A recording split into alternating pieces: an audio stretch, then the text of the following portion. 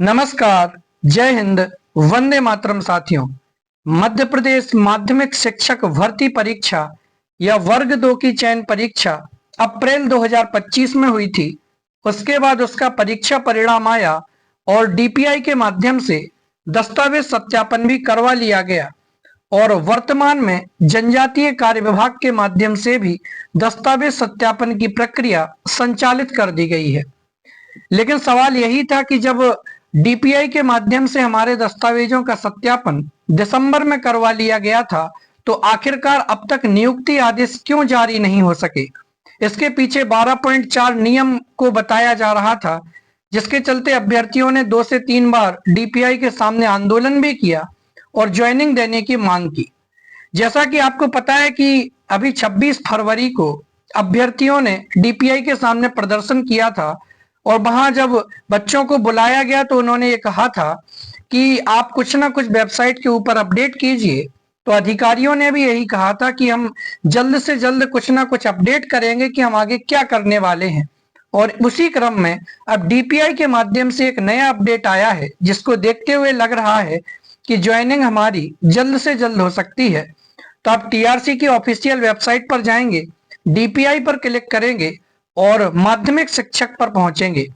माध्यमिक शिक्षक में जो सबसे ऊपर इंस्ट्रक्शन हमारे सामने आएंगे, वहां पर सबसे पहली जो आवश्यक सूचना दी गई है कि माध्यमिक शिक्षक विषय खेल एवं संगीत गायन वादन और प्राथमिक शिक्षक खेल संगीत गायन वादन एवं नृत्य चयन परीक्षा 2024 के नियोजन हेतु राज्य स्तर पर प्रक्रिया प्रचलित है।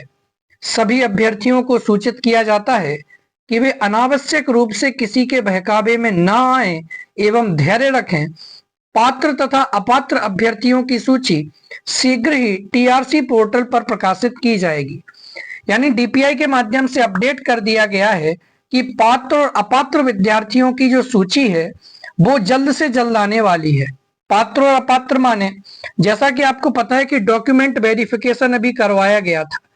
अब इस डीबी में भी लगभग 8 से 10% अभ्यर्थी ऐसे होंगे जो किसी न किसी कारण के चलते बाहर हो जाएंगे। किसी की डिग्री पूरी नहीं होगी, कोई पात्रता के समय पहले ही साल में अध्ययन था, किसी की डिग्री कंप्लीट नहीं हो पाई होगी, किसी के पास किसी प्रकार का कोई डॉक्यूमेंट कम रह गया होगा, या और भी कोई बड़े कारण हो सकते हैं। ग्रेजुएशन का स्तर पर वो विषय नहीं होगा जिसमें उनका सिलेक्शन हुआ है और इसके चलते उनको बाहर किया जाएगा। ठीक है ना। तो जो अभ्यर्थी जिनके पास कंप्लीट डॉक्यूमेंट थे, सारे डॉक्यूमेंट सही थे, वो पात्र की श्रेणी में आएंगे और जिनके पास कोई दिक्कत थी या कोई बड़ा इशू था तो वो अपात्र की कोटि में चले जाएंगे। और जो जिस अभ्यर्थी को अपात्र घोषित किया जाएगा उसके सामने उसका कारण भी दिया जाएगा कि किस कारण से बाहर किया गया है। लेकिन अब ये पक्का है कि पात्र और अपात्र की सूची प्रकाशित जल्द से जल्द की जाएगी। आपको पता है कि कल 2 तारीख को ये सूचना हमारे सामने प्रकाशित की गई थी डीपीआई के वेबसाइट पर। लेकिन जब चूंकि कल ही सूचना इसको डाला गया है, इसको प्रकाशित किया गया है, तो कल तो किसी प्रकार की कोई अपडेट आने वाली नहीं थी। और आज 3 मार्च और 4 मार्च को छुट्टियां हैं, तो 2 दिन भी अपडेट, किसी भी प्रकार का कोई अपडेट आने की कोई संभावना नहीं है। तो गुरुवार और शुक्रवार का जो दिन है, यानी 5 और 6 तारीख को निश्चित तौर पर हमें हो सकता है कि पात्र और अपात्र वाली सूचियां देखने को मिल जाएंगी। और सबसे ज्यादा प्रबल संभावना है कि 6 तारीख को हमें पात्र और अपात्र सूची देखने को मिल जाएगी। कौन अभ्यर्थी पात्र है और कौन अभ्यर्थी अपात्र है।